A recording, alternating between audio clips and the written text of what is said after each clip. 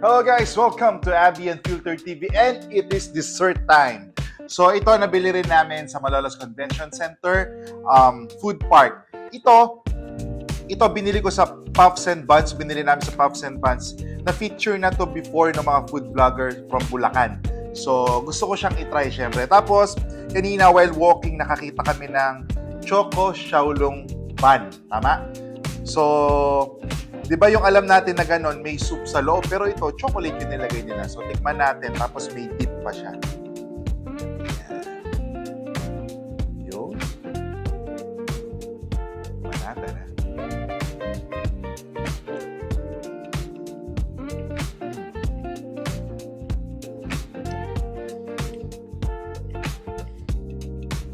Chopstick talaga ako para feel na feel ko, ano? Feeling marunong. Well, yung feeling niya, chocolate, masarap. Doon siya sa sweet side ng ng chocolate. Kasi di ba merong mga medyo bitter side. Ito, nasa sweet side. Tapos yung wrap niya, I think, dapat kinakain siya habang mainit pa. Kasi right now, medyo chewy na eh. Pero masarap ha. Masarap siya. So, yun. Siguro before nyo kainin, pwedeng steam nyo muna ulit. Okay?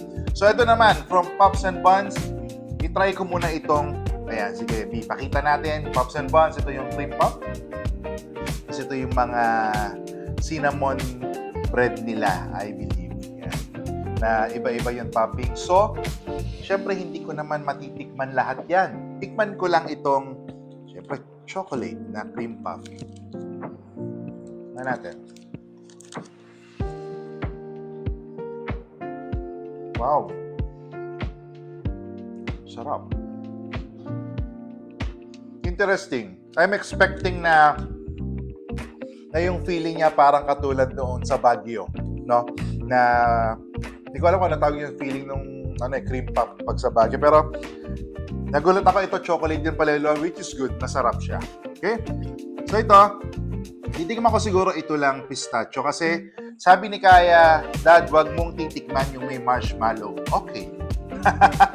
So sige, ito lang pistachio, titikman ko lang. Mukhang masarap lahat eh. Naghugas naman po ako ng kamay, medyo kakamayin na natin. Yan, uy, yan, wow. Ay, galing ng Puffs and Buns ha. Meron silang kahon, no? So pwedeng pang regalo, no? Pag nag-isip kayo pang regalo, pwede yan.